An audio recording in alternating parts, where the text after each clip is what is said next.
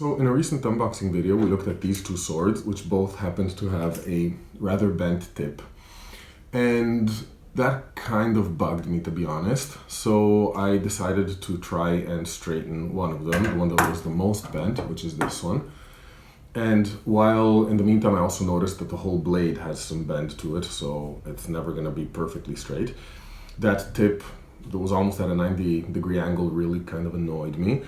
So I tried to straighten it, and I have to say it worked out really well. You can actually maybe see it. Let me see if I can get it in focus, I hope. But we'll see it close up in just a moment.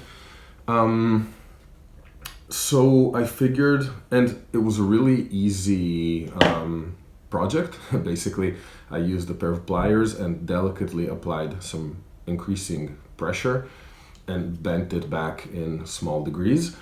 So I did film that because it was just a quick kind of, let me see how I should approach it, and then it worked. So it was done in a few minutes. But I figured maybe I'd film it for this sword because I'll try and do the same thing here and bend it back. This one is not as dramatically bent. However, this is also a thicker bit of metal, so it might require more strength and it might be a little bit different. But I just wanted to kind of show it on video because I think seeing the amount of pressure or getting an idea of how much to bend is perhaps useful. It can be really easy to snap these. So obviously it's one thing to read tips and someone perhaps says, hey, just bend it back, and then maybe overdo it and break it. But I kind of have the feeling that maybe if you see it on video, this may help some of you in a similar project. It's not going to be perfect, I assume. We'll see it in just a moment. This one is not perfect, but it's as close as I can comfortably get without nicking it with the pliers or without causing further damage. So I think this is the max improvement level that is achievable. So we're gonna try it on this sword today. Okay, so we'll first look at the blade that was actually straightened. And so you'll check it out and see. I don't have, unfortunately, a picture of how it looked before straightening, so you'll have to refer to the unboxing video. And maybe I need to move this out of the way because it's throwing the focus off. Essentially, it was bent in this direction to the right, almost at a 90-degree angle. And by using a pair of pliers, I was able to slowly bend it in small increments back into its, well, as close as I think is possible to its original angle. Now you'll see it's not perfectly straight, but you'll see that the whole blade isn't exactly a straight line. And this is because, well, it's hard to actually bend angle without applying pressure in other points as well. So if you really, you can kind of approximate it in a sense. You reach a point where you feel you're at the maximum comfort level. But also because I used the pliers without putting usually I use a rather thick leather buffer in between to avoid kind of leaving marks. But in this case, since the job is really delicate and you have to kind of feel your way through the work, I thought having like a ½ centimeter of leather, the soft leather, would possibly numb my, let's say, precision work enough that I risked maybe applying too much pressure and snapping it. So of course the priority here is not to break the tip. A bent tip is probably better than a snapped one. So with that in mind, you have to go really slowly. And my call in this case was that any potential small little mark on the tip would be an acceptable price to pay for having a straightened tip. But a broken tip would not be an acceptable price for this experiment. So with that in mind, assume that when you try and maybe run a similar project yourself, keep the potential costs in mind and the damage you can do, and make an informed decision based on what you're comfortable with, of course, and with the value of the object and its condition and so on and so forth. But don't just jump into it is what I'm saying. Make sure you think about it. Anyway, with that out of the way, we'll focus on trying to bend this one back in shape. Now I'm kind of a little bit concerned here because if you look at the two tips, I hope these show, but the width of the two is really, really rather different. I hope it comes through on camera, but this one here on the left, which is the French one, is really, really thin, and obviously that means more easily malleable, let's say, because this one is a little bit thicker. Luckily it's not as bent, so you see it's a really, really light bend here. So we're going to try and bend it back, but again, keeping in mind that our priority here is not to snap it. So in order of priority, we have absolutely not snapping it. If necessary and a few marks are left on the tip, that's okay. Worst case scenario, or well, worst case acceptable scenario is we keep it bent. In this case though, I will try starting with a thin kind of leather, like a suede or very thin leather buffer, because I mean, we'll try, right? It's experimenting day. So we'll try with this, and if we see that this reduces my feel on the blade, or it slips, or it kind of causes work to be more uncertain, then we won't use it. So what I'm using here is a very small piece of upholstery leather. It's really thin. It's not the thinnest possible. It's the thinnest I could find. So it's really, it shouldn't cause a lot of issues. And I chose to use a really small piece because I want to be able to see the tip as much as I can. And like, I don't want just a giant piece of leather in the way and then only rely on my feel, but I want to rely on my eyes as well.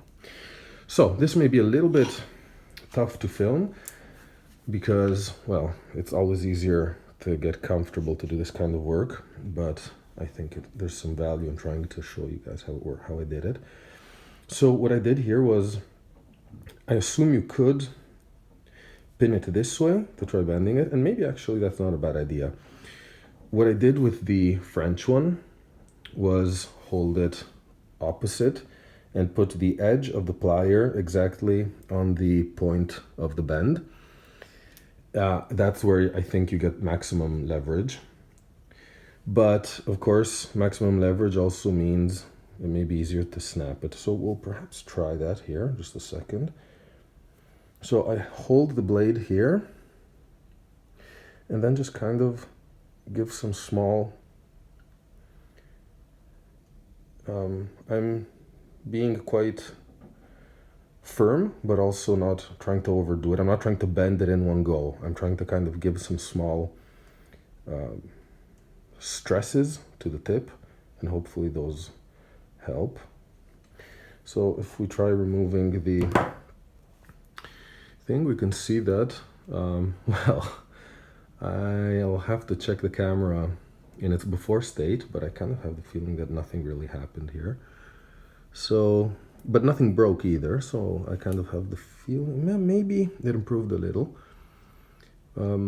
So let's keep going with this. However, this leather is a little bit in the way, so I'm going to try and remove it. And I'm sure some of you are going to be not too happy with this choice, but this gives me better visibility of what's going on, and I think that's really more important at the moment. So again, just a bit of pressure in small increments, and trying to focus so that you're not bending beyond the bending point, so to speak, because if you hold it like this, you see that the fulcrum of your lever here is beyond the bending point. That means you're going to be bending a straight part, whereas you want to stay above it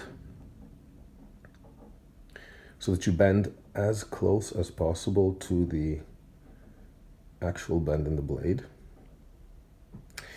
Now, if you choose to do this, I have to say you have to do it really at your own risk. Each blade is different, and old metal, you don't know in what conditions it may be, and you know, there's a high likelihood of you damaging it. But so for example here, the pliers did leave some very superficial markings, so if I'm feeling them with my nail, there's no like dent in the metal, but it's something that I have to be careful with. Okay, another check. It's still bent for sure. I have the feeling though that it's maybe looking a bit better. This is just something we're gonna have to check once I have the video edited. I'll go back to using this because I don't want to leave any dents on the tip. And I think it's small enough. So try to always make sure you have a visual, you can visually check what you're doing. So in this case, it's really not easy. I'm holding the sword in between my legs and working around the tripod. So forgive me for any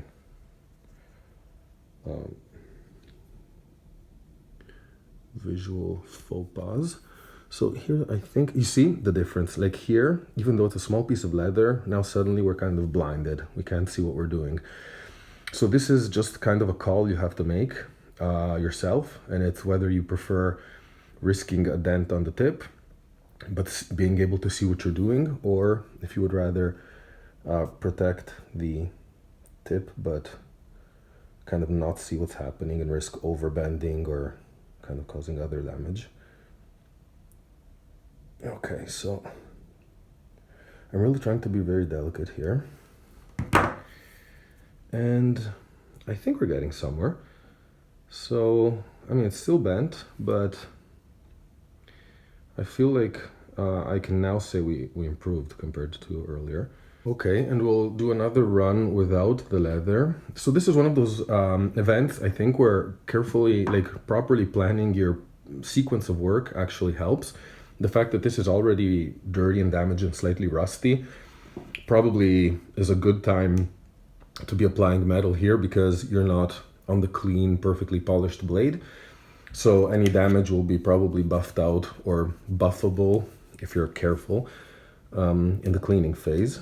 So don't first clean it and then try to straighten it is my point.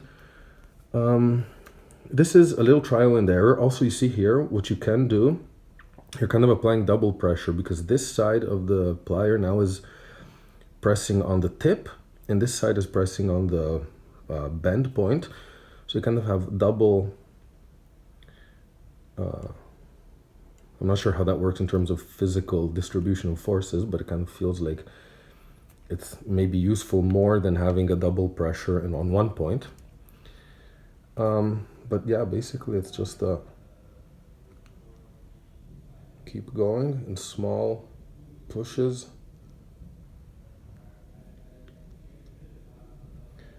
Without overdoing it. This is a kind of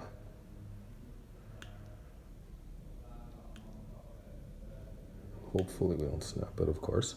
But basically anything is good as long as we don't snap it. And I hope these aren't the last ironic words. Okay, here's where we are now. This is, I would say, nearing acceptable. Most swords, many antique swords at least, will have a non-perfectly straight blade. This is now hardly visible, to be honest. It's almost perfectly straight. So I think I'll probably end it here. Well, you know what? Let's give it one more go. Hopefully this isn't the final, that, you know, it's always the last glass that gets you irreparably drunk. So I hope this isn't that one. Let's see, I hope we don't make cause any damage. And actually I won't be using this. I think it's better to have a visual on what we're doing. Just get that in focus. And we're going to just give a few more. Now you could put this whole blade in a vise here to hold it even more firm, but I kind of have the fear that if you hold it too rigidly here, you really increase the risk of snapping it. Whereas holding it, you have all that flexibility and give that I think makes this work a little bit safer. Okay, now I'm going a little beyond my comfort zone, to be honest. So we'll just give it a couple more goes. Okay, I think that's it for me. I'm not comfortable doing anything else with it. So compared to the start, it's absolutely an improvement. This is by now almost straight. I will not go beyond because I might counter bend it, so to speak. So I don't want to do that. But overall, I would say a big success. And a big disclaimer, I've already mentioned it a bunch of times in this video, but I feel like it's probably important to mention it one last time before we close. If you do choose to kind of apply processes like these to your swords, especially to antiques, accept that there is a high risk of you causing damage to your sword, and only take steps that you're comfortable with failing. There's a flip side to any action you take, and there's a high possibility that you may damage your antique. So in this case, we were lucky. I'm glad you joined in the process, and I hope this was useful. See you soon in another sword video.